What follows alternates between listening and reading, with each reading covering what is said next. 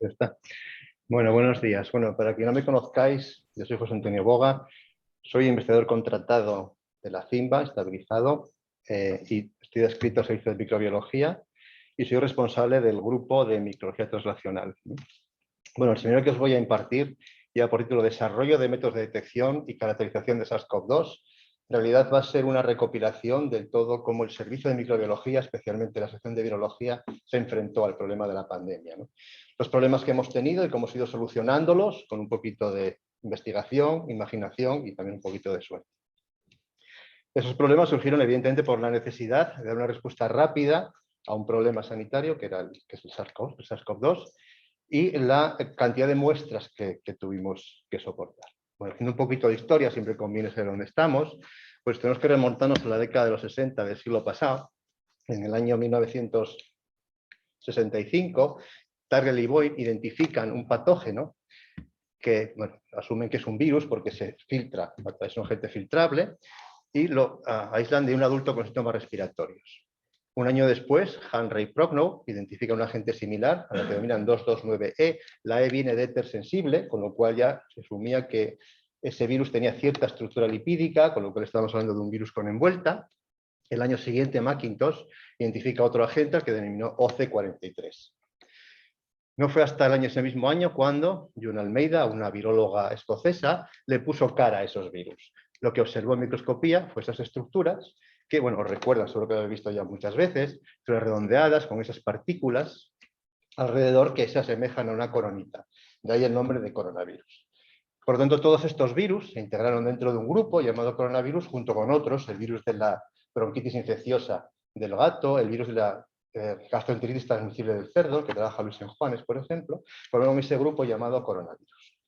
Hoy en día sabemos que este grupo está formado por varios miembros, animales y humanos. Y aquí os pongo un poco la clasificación del grupo de los que infectarían a humanos, en el cual podemos ver los dos originales, más otros dos que se han ido adquirido posteriormente en el siglo XXI, ya en los años 2000, y otros tres, estos de aquí, cuyos nombres os sonarán, ¿no? Un poquito de característica del coronavirus, bueno, ya visteis esta es la versión electrónica, son virus esféricos, de unos 120 metros de diámetro, presentan envuelta, y hay tres proteínas estructurales en esa envuelta, la S, la E y la M. Importante la S, ya vais a hablar de ella, que es la spike. Si te están viendo en otros sitios, si señalas con el láser, no ves lo que señalas. Tendrías que señalar con el ratón. Complicado. Si te están viendo online. Ya, entiendo. Las dos cosas. Solo con una. Vale, vale. Bueno, estas proteínas estructurales, la S, la E y la M, no la S es la que formaba estas espículas que daban el nombre a la familia, corona, y es una proteína que va a ser importante a la hora del diagnóstico y a la hora de la vacunación, por ejemplo. El genoma es un genoma muy grande, un RNA monocatenario de prueba positiva, esto es un mensajero en sí mismo, que se asocia con una cuarta proteína estructural, la proteína N, para formar una nucleocápside helicoidal. Este genoma, como digo, es bastante grande, 30 kilobases, y digamos, esta sería su estructura, ¿no? Y su expresión génica, que es un virus complejo, combina las dos posibilidades. Por una parte, sintetiza una gran poliproteína, tiene un gen inicial, un par de genes iniciales, que tiene una gran poliproteína, una pauta de lectura ORF1, que sería esta, y mediante un cambio, un ribosomal phrasing, podría aumentar el tamaño para luego una poliproteína mayor, que sería esta de aquí, que después es poliprocesada, utilizando proteasas del propio virus, tiene dominios proteasa, y da lugar a una serie de proteínas en las que destacan quizás la polimerasa y la helicasa. Además, tiene una segunda estrategia para sintetizar las proteínas estructurales, la S, la E y la N, entre otras, que hace que sintetice mensajeros subgenómicos y cada uno de ellos lleva una pauta abierta de lectura en su extremo 5', que es el que se traduce.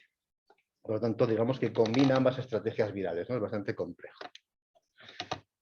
Aunque esta es la clasificación taxonómica, realmente nos interesa una clasificación un poco clínica o epidemiológica. Entonces podemos hablar de dos grandes grupos, ¿no?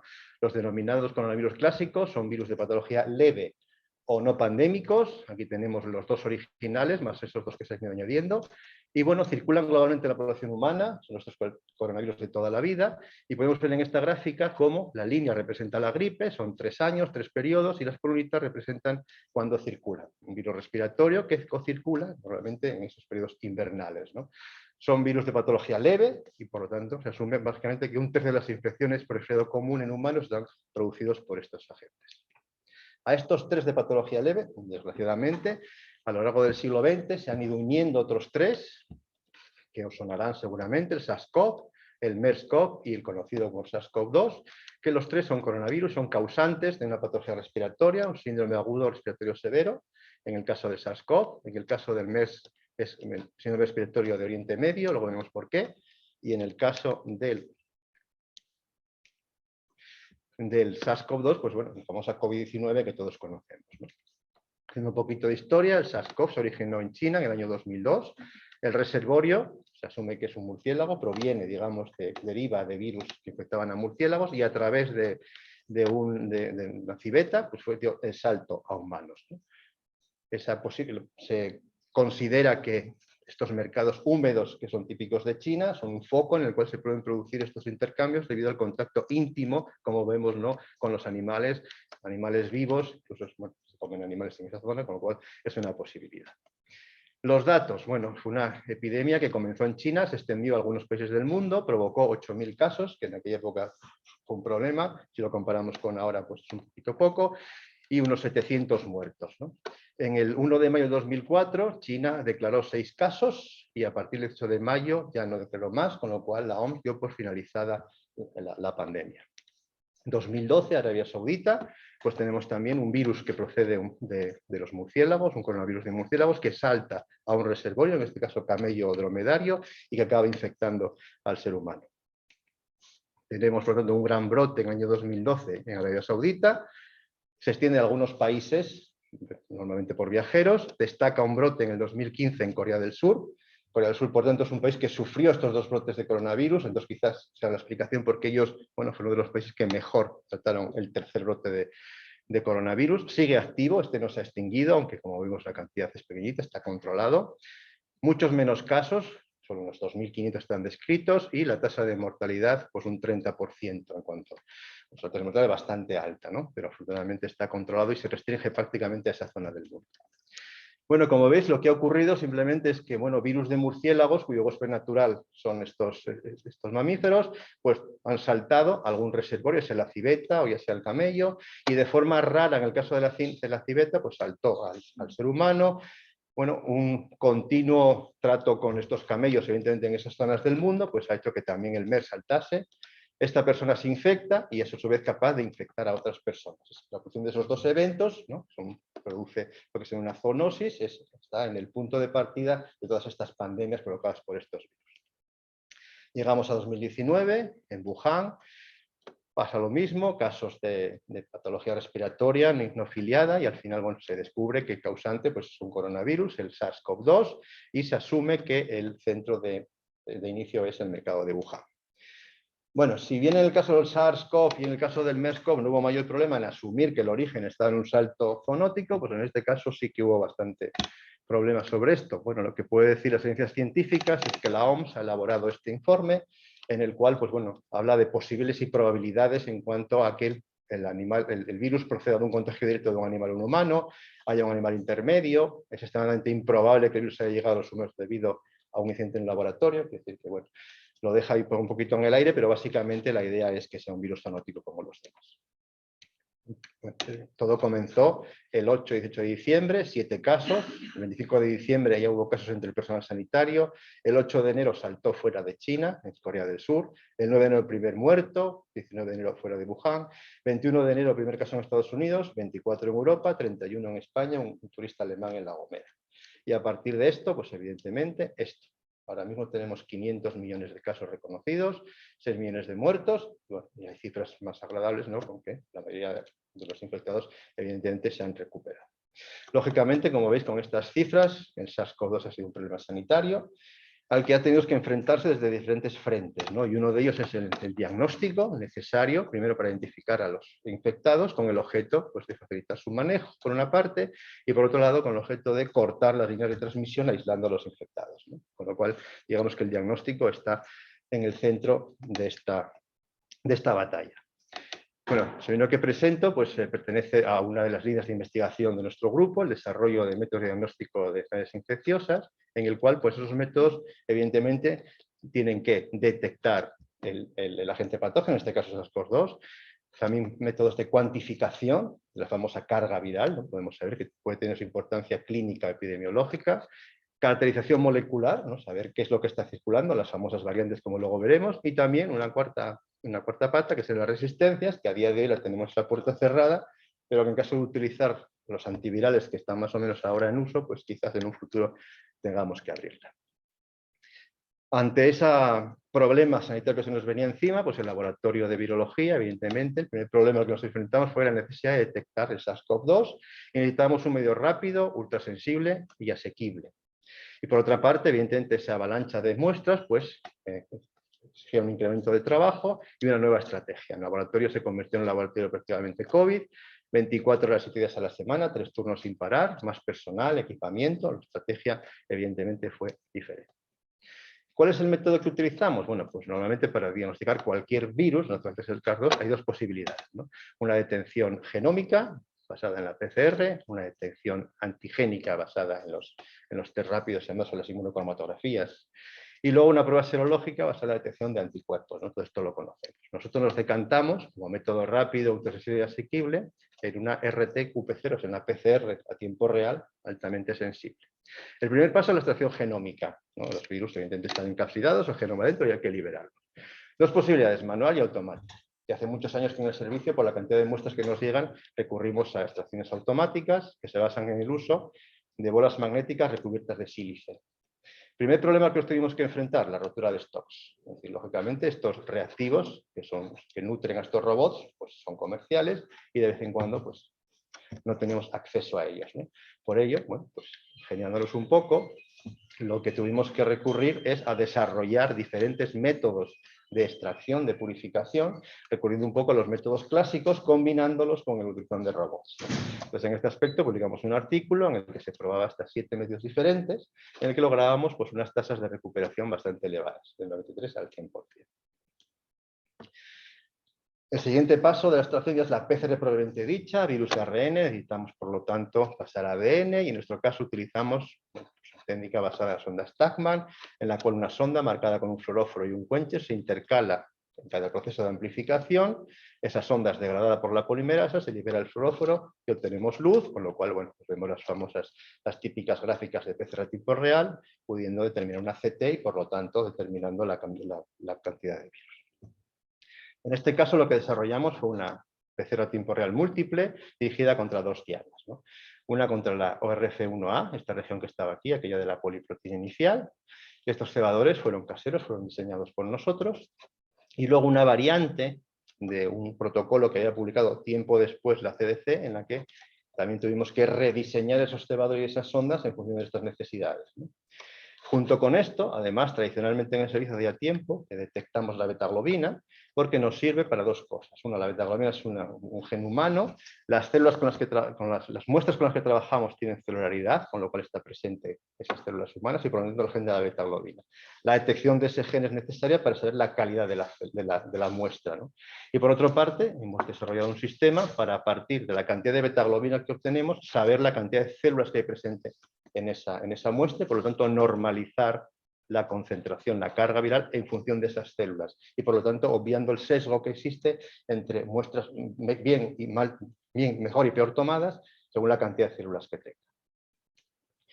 Bueno, después de probar varios cebadores, pues este es nuestro protocolo COVID en el cual, como vemos, es una PCR múltiplex, tenemos las dos dianas de las que hablábamos antes, la betaglobina, 3 sondas, cada una marcada con un fluoróforo diferente para poder distinguirlo en una reacción en un solo tubo, ¿de acuerdo? Bueno, el reactivo que utilizamos, el protocolo de amplificación y evidentemente esta PCR en principio nos salvó, porque al principio no había nada, no había ningún método comercial que pudiésemos utilizar, con lo cual o esto o nada. Con el tiempo, efectivamente, fueron aprendiendo métodos comerciales, pero tienen la desventaja, primero, de que no existían. Y cuando existían, eran muchísimo más caros y estaban pendientes nuevamente también de roturas de stocks, con lo cual, si uno se lo fía a un método comercial, pues puede tener ese problema. Una vez que la PCR estaba aplicada, diseñada, ¿a qué la aplicamos? Bueno, pues a modo de ejemplo, para que veáis lo que supuso, en este inserto de aquí podemos ver las muestras que ha recibido el servicio a lo largo de todos estos años, de varios años, vemos que cada vez se incrementa más, pero bueno, aquí aparecen 5.000 muestras anuales, ¿no? Estaríamos, digamos, en ese rango en el año 2019. Perdón, 50.000, sí, 50.000, eso es. Bien, este inserto, digamos, sería representado por esta rectita de aquí abajo, que va subiendo poco hasta que en el año 2020 tenemos esto. Llegamos a las 500.000 muestras casi. O sea, evidentemente, el tsunami de muestras fue tal, bueno, las fotografías es una demostración de lo que nos llegaban. Entonces, evidentemente, era necesario disponer de la estrategia de la que hablamos primero, ¿no? En turnos de 24 horas, más personal, más. Bueno, aplicando esa PCR, las muestras que hemos llegado durante todo este periodo, pues tenemos efectivamente, ¿no?, las diferentes olas, la 1, la 2, 3, 4, 5, la actual 6, ¿no?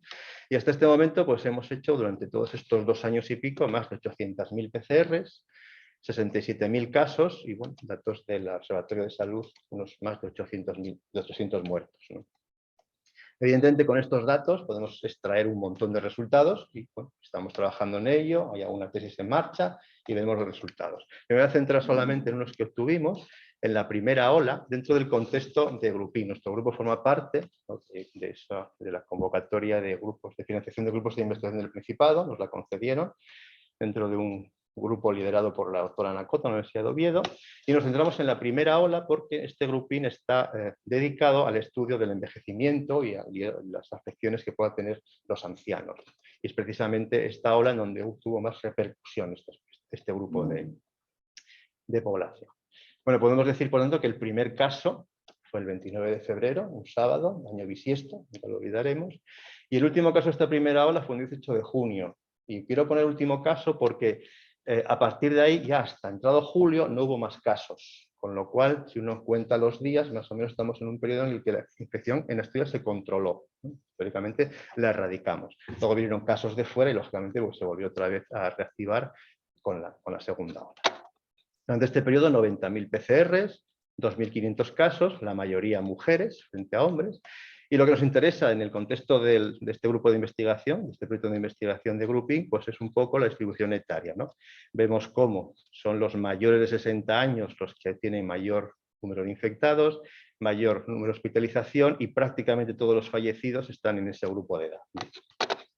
En cuanto a las razones por lo que sea así, bueno, pues puede ser la inmunosenescencia o la presencia de comorbilidades, ¿no?, entre los fallecidos. Aquí pongo que los porcentajes de ellos que presentaban hipertensión, cardiopatías, diabetes, ¿no? Es la ola, como digo, que más afectó a este grupo de edad porque no las posteriores, ya la edad media fue bajando, ¿no? Entonces, por eso traigo esta colación. Otro proyecto de investigación en el que estamos inmersos tiene que ver con el consorcio. También participamos en un consorcio de misiones científicas, que también nos lo concedieron, y ese consorcio se denomina ELDER, el reto de envejecer, seguimos un poco en esta línea del envejecimiento, y el objetivo es la caracterización real de la población de personas mayores del Principado de Asturias, ¿no? Esta primera misión fue corta en el tiempo y supuso un programa piloto de 28 ancianos cuya idea era eso, caracterizarlos. Entonces se les hacía encuestas sociológicas preguntando problemas, pues, de salud, económicos, cómo convivían, analítica de plasma, sobre todo dirigida a análisis de estrés oxidativo.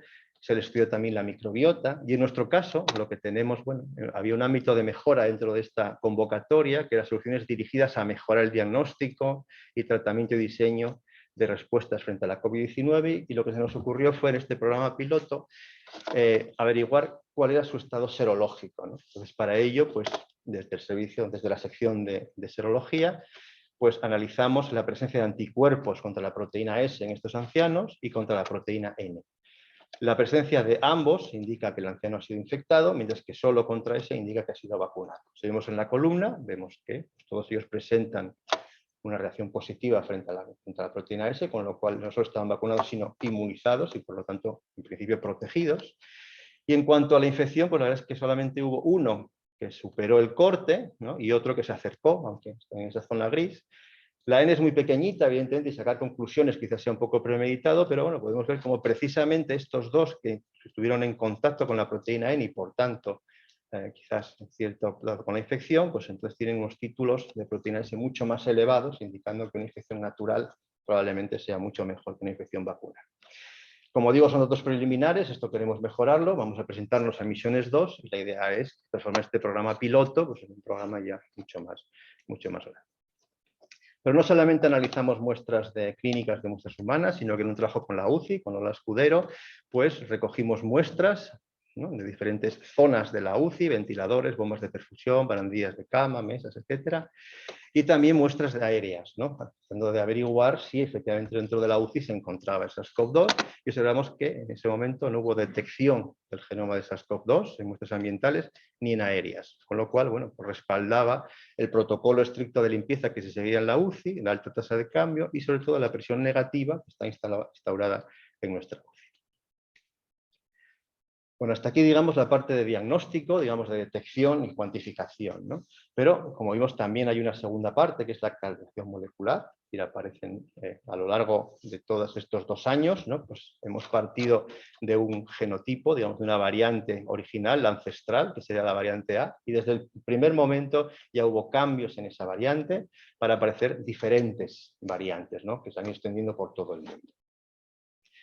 Nosotros estamos interesados precisamente en saber qué variantes estaban circulando y en este sentido pues recurrimos a la técnica que en aquel momento era la que existía, ¿no?, el genotipado de SARS-CoV-2 mediante la secuenciación masiva con genoma completo utilizando la técnica de John Torrent, ¿no? Y aquí evidentemente quiero agradecer al servicio de genética, especialmente a Juan Gómez de Oña por su colaboración, que sin él esto no hubiese sido posible. Bueno, aplicando la tecnología que nos da el John Torrent y mediante el panel de oligos del SARS-CoV-2, lo que obtuvimos fue, estos son datos de la primera ola. Observamos cómo, esto de aquí son las cepas originales chinas, digamos, lo que se denominó el clade L. Vemos que nuestras cepas ya estaban lejanas filogenéticamente a esas cepas y por lo tanto estábamos ante algo nuevo. Y bastante variado, como vemos tenemos diferentes variantes circulando. Lo que sí nos dimos cuenta fue que, bueno, en marzo encontrábamos todas estas, A2, A5, B.1, B.15, lo cual estaba indicando que la llegada del virus a Asturias se produjo por diferentes fuentes, por diferentes sitios, ¿no? Diferentes sitios fueron los contagios. También nos dimos cuenta que a partir de abril, todas estas cepas quedaba una sola, la B.1.5. Con lo cual, digamos que una es la que se impuso a las demás y fue la causante principal de la ola. Esta B.15 deriva de la B.1, que es una cepa muy curiosa porque fue la primera en la que se descubrió una mutación de importancia, la D614G, en la proteína S, y aquí vemos un mapa de su distribución, no sé si lo veis bien, pero básicamente en el Extremo Oriente y en la costa oeste de Estados Unidos estaba la variante no mutante, mientras que en Europa y la costa este estaba la mutante. Hubo mayor transmisión precisamente en estas zonas, por lo tanto fue la primera mutación que se pudo asociar a un incremento de la transmisión, ¿no? Y fue la que nos tocó a nosotros. Bueno, este tipo de arbolitos filogenéticos los podemos hacer, de hecho los seguimos haciendo, pero afortunadamente la informática vino a nuestra ayuda y ahora existen programas, ¿no? Pangolin, un nombre muy curioso, el Pangolin fue uno de los reservorios posibles, ¿no? Entonces se le puso este nombre, es el acrónimo de esta frase que viene aquí. Básicamente, pues uno introduce la secuencia y nos dice, ¿no?, el genotipo al que estamos, la variante a la que estamos, con lo cual esto ha venido a facilitar nuestro trabajo, ¿no? Bueno, y estos estábamos cuando el doctor Iñaki Comas se puso en contacto con nosotros porque estaban creando un consorcio de investigación financiado por el Carlos III que tenía como misión pues, estudiar la epidemiología genómica de SARS-CoV-2. Entonces, varios grupos de diferentes hospitales de España se incorporaron y desde ese momento seguimos una estrategia de secuenciación durante las olas 1 y 2 que consistía en enviar muestras. En nuestro caso enviamos unas 150 muestras, más otras 50 muestras que secuenciamos nosotros en el UCA, digamos, porque la idea era buscar un poco la diseminación. Y eso fue lo que se consiguió, ¿no? Un par de trabajos, se publicaron los resultados. En principio, si os fijáis, mimetiza un poco lo que nosotros ya habíamos visto en Asturias realmente. Se introdujo varias veces el SARS-CoV-2 de múltiples fuentes, porque se identificaron hasta 9 variantes diferentes circulando en un primer momento en esa primera ola, procedentes sobre todo de Italia, Países Bajos, Inglaterra y Austria, ¿no? Hasta quedar la SEC8, que es mayoritaria, si lo vemos aquí, ¿no? La morada es la que al final queda y evidentemente termina desapareciendo con esa primera ola. Un segundo trabajo demuestra la aparición de una variante española, típicamente española en la segunda ola, que se fue transmitiendo, digamos, a diferentes países europeos, hubo casos en Suiza, en Francia, en Austria, en Alemania, los cuales fuimos nosotros y los turistas que vinieron y se la llevaron, ¿no? Y a la que denominaron 20E, que luego hablaremos un poquito más sobre ella. Bueno, finalizaba el año 20, principios del 21, y empezaron a aparecer una serie de variantes, de mutantes que tenían, digamos, unas mutaciones, ¿no? Que eran dirigidas a ciertos aminoácidos que pertenecían a los centros activos, centro de unión de la proteína S, y por lo tanto estaban implicados en un incremento de la transmisibilidad y quizás de la patogenia, ¿no? La primera que apareció fue la mutación N501E, el aminoácido 501 de la S. Se produce un cambio de una N por una Y, 484K o K17 también forman parte de estas mutaciones. Desde ese momento la OMS empezó a clasificar las variantes en variantes de preocupación, que son aquellas en las que hay una evidencia demostrada de que se aumenta la transmisibilidad o la virulencia o que no responden bien a las vacunas. Variantes de interés, que son aquellas que presentan mutaciones asociadas con estos cambios, pero que todavía no se ha demostrado que ellas lo tengan, pero bueno, es posible, muchas de ellas han pasado de aquí a aquí. También tenemos variante bajo monitoreo, que son aquellas que están monitoreadas, aparecen, ¿no? Y que bueno, estamos por ver si suben alguna, escalan en esta clasificación o se desechan. Y no lo he puesto aquí, pero bueno, también se ha contemplado una cuarta posibilidad, que son las variantes de alta preocupación, que serían aquellas que tienen cambios tan drásticos que ninguna de las medidas que hemos adoptado para su erradicación, como las vacunas o las medidas de contención, funcionaría, ¿no? Es una lista que afortunadamente está vacía, pero bueno, está contemplada. Bueno, en cuanto a las variantes de importancia y de interés, pues son estas, ¿no? Un poco cómo se han ido distribuyendo a lo largo del tiempo. En rojo las de importancia, ¿no? Alfa, beta, son los nombres, alfa, beta, delta, gamma y omicron. Y las de interés, pues serían las que están en azul. Bueno, hay múltiples estudios, ¿no? Que demuestran que efectivamente estas variantes presentan una mayor transmisibilidad, mayor severidad de la enfermedad, incluso que se ve comprometida la eficacia vacunal. Desde ese momento y con la aparición de las vacunas cambiamos la estrategia que teníamos dentro del consorcio COVID y nosotros mismos, porque ya no le interesaba estudiar unas pocas muestras a ver dónde provenían, cómo se habían distribuido los flujos migratorios de estas variantes, sino que ya nos interesaba una caracterización rápida de lo que estaba circulando, ¿no? Una caracterización prácticamente a tiempo real. Entonces la estrategia cambió y en vez de enviar pues, unas pocas muestras aleatorias para ver qué es lo que estaba circulando, se transformó en enviar unas 500 muestras, cada 2 semanas enviábamos muestras a Valencia y nosotros también, desde entonces, llevamos secuenciando unas 30 muestras por semana. El resultado de esas, llevamos ya más de 1.400 muestras, se refleja en esta gráfica, luego vemos cómo se van distinguiendo. La más prevalente fue Omicron, Delta, aquí represento una variante de Delta, Delta Plus, que dio bastante que hablar, pero bueno, tuvimos muy poquitos casos, Alfa, Gamma, Beta, y luego el resto serían variantes que aparecieron sobre todo en la primera y segunda ola. Bueno, evidentemente la aparición de estas variantes implica diferencias en su genoma, cambios nucleotídicos, ¿no? Que se derivan en algunos casos en cambios aminoácidos. Lo que nos vimos es que aparecían esos cambios aminoácidos, pues cada variante tenía sus propios cambios, ¿no? Desde la variante alfa, que tenía la mutación 501, hasta las variantes beta y gamma, por ejemplo, que disponían de esas mutaciones, pero además habían incorporado otra, la 484, y otra, la 417, que permitía distinguir entre unas y otras, ¿no? Como vemos, por lo tanto, hay unas cuantas variantes, no muchas afortunadamente, pero unas cuantas mutaciones que son capaces de distinguir entre todas las variantes posibles, incluso entre las nuevas variantes BA1 y BA2 de Omicron, como luego veremos. Por lo tanto, decidimos ya que la secuenciación es un proceso laborioso, pues hacer secuenciación Sanger, secuenciar solamente un fragmento mucho más pequeño que incluyese estas mutaciones y por lo tanto hacer una caracterización no tan fina como la secuenciación masiva, pero sí preliminar y suficiente para lo que nosotros estábamos buscando. Esto precisamente permitió aumentar el número de secuencias obtenidas semanalmente, pero aún así seguía siendo un problema. Como veis, evidentemente, hemos tenido muchísimas muestras que quedaban sin caracterizar por secuenciación, ¿no? Es decir, laboriosa, lenta, 3 a 10 días para obtener resultados, costosa, de 20 a 150 euros en función de qué tipo de secuenciación, y por lo tanto, como digo, un bajo número de muestras podíamos caracterizar, menos de 100 por semana cuando había días que había cientos de positivos. Por lo tanto, bueno, pues este problema evidentemente requirió también una solución, y la solución fue por desarrollar un método basado en discriminación alélica mediante tiempo real, que bueno, era más rápida, 46 minutos, económica, y permitía analizar un mayor número de muestras, prácticamente las analizábamos casi todas, ¿no?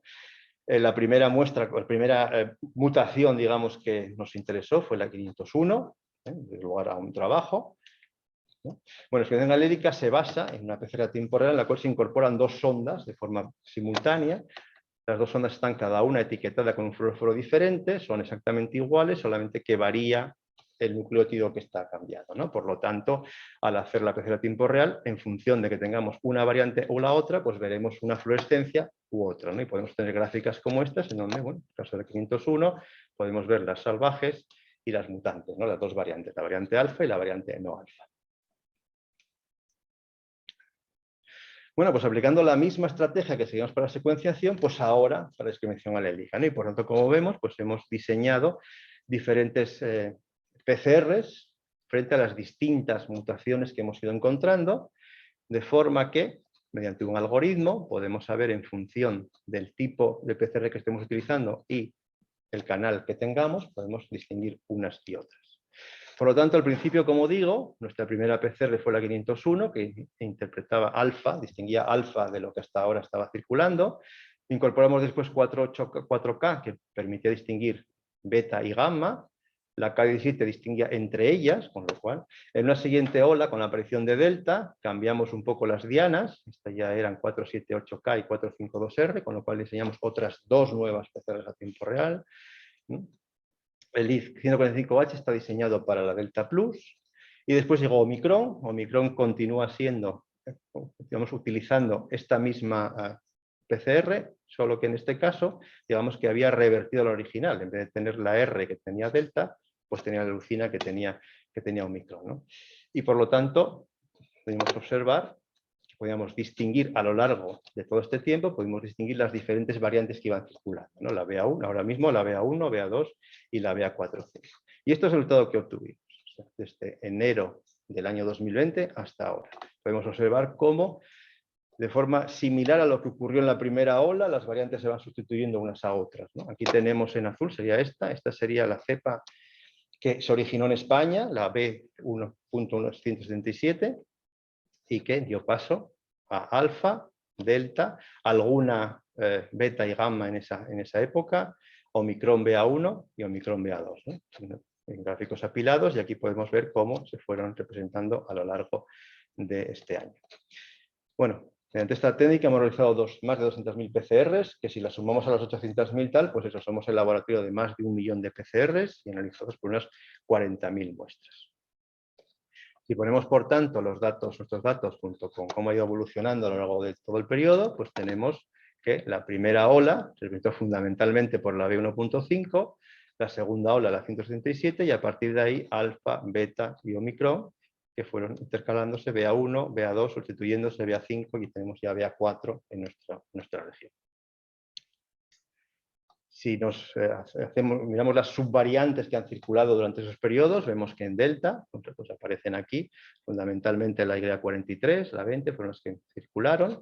Esta es la Delta Plus. Y en cuanto a Omicron, pues tenemos variantes subvariantes de la BA1, de la BA2, y ahora mismo estamos teniendo muestras de BA5 y BA4. Nuestra estrategia también nos sirve para identificar muestras que no cuadran precisamente con lo que tenemos. Y recientemente, bueno, pues hemos presentado a GISAID, que es quien decide, a Pangolin, perdón, que es quien decide esto, pues 2 linajes, ¿no? El BA2.3 y el BA.5, que bueno, les han clasificado aparte, ¿no? Tenemos, por lo tanto, el BA2.3.5, que viene definido por estas mutaciones, y ahora mismo pues, hay casi 200 cepas de este linaje que circulan por el mundo, y la BA5.4, que hay ahora mismo unos 100 distintos que cumplirían estas variantes. Y más recientemente, estos son datos de ayer, lo que tenemos fue una cepa, la 209, en la cual, pues cuando hacemos un árbol filogenético del genoma completo, estaría aquí, cercano a una BA2, pero sin embargo, cuando cogemos este fragmento y el resto, lo que tenemos es que, en este caso, esto estaría relacionado con la variante BA2 y el resto del genoma con la BA5. Por lo tanto, esto probablemente proponemos que sea un híbrido recombinante entre ambas cepas. Bien, ¿cuál es el futuro? Bueno, pues el futuro puede ser lo que se llama la gripalización, es decir, que la cepa se convierta simplemente en un virus respiratorio más y por lo tanto algo parecido a lo que ocurre con los virus clásicos, que vengan durante el invierno, como se intercala durante esa época, pues es una cosa que tenemos que saber. Lo que sí vimos es que durante el año 20 y 21 no hubo circulación de ningún virus respiratorio. Este año la circulación fue escasa y veremos qué ocurre el año que viene, donde se intercala. O la otra opción, evidentemente, es que aparezca una nueva variante. Esta es de alta consecuencia, en la cual pues, tenemos que ver a ver cómo se desarrolla.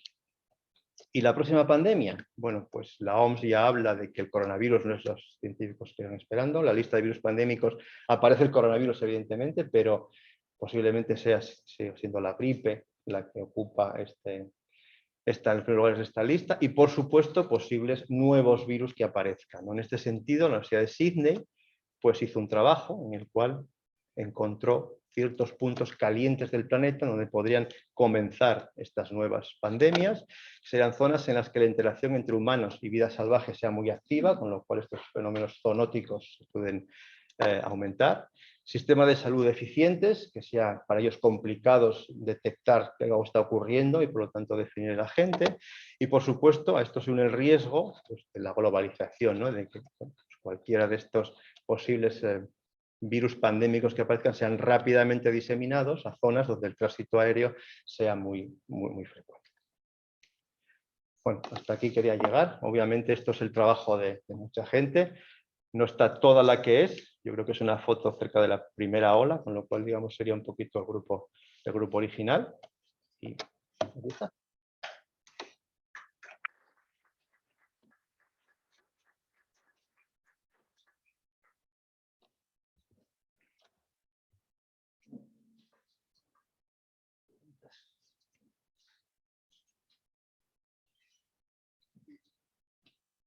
Yo quería saber, bueno, primero voy a felicitarte por la charla, muy clara, y luego dentro del futuro que pusiste, también estoy muy claro un poco las dos posibilidades, tu opinión viendo la evolución que ha tenido hasta ahora la pandemia, una variante sustituye a la otra, entonces más contagiosa, menos digna, las vacunas, todo. Un poco tu opinión sobre hacia dónde creo realmente que va a ir. Probabilidad que realmente que sea una variante de esa preocupación que... Sí, bueno, sí, bueno, esto como todo, no esto ya es opinión, porque digamos que el hombre dispone y el hombre propone y el virus dispone.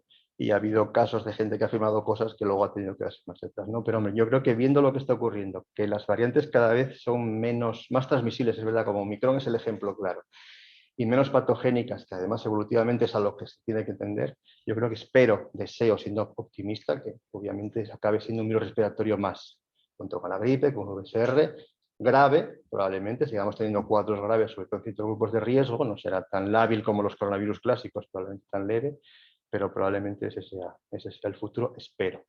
La aparición de nuevas variantes, claro, el problema de esto es que sigue circulando por todo el mundo, hay muchos sitios donde las tasas de vacunación son muy bajas y por lo tanto bueno, son hervideros, igual que la Universidad de Sydney proponía esos sitios precisamente donde pues quizás en esos sitios pueda aparecer. Los sistemas de vigilancia son activos, de ocurrir eso enseguida nos daríamos cuenta, las vacunas sabemos cómo hacerlas, entonces bueno, probablemente un nuevo tipo de vacuna ante una llegada de esa variante, pero bueno, esperemos ser optimistas y que a partir del año que viene nos dé un poquito de tregua el invierno veremos qué ocurre.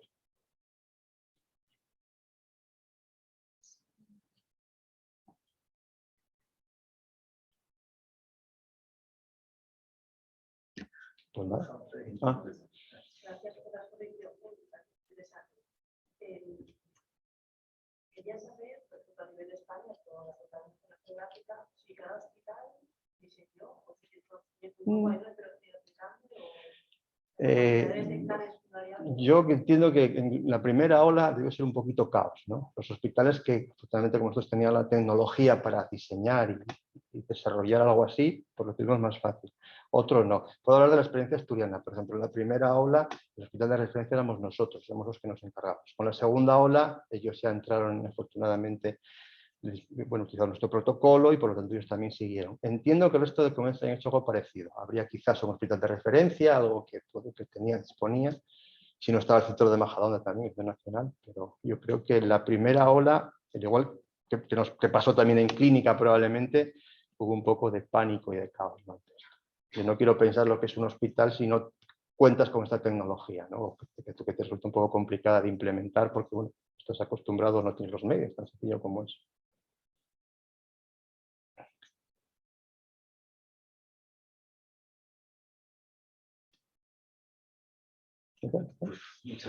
Pues aquí lo dejamos.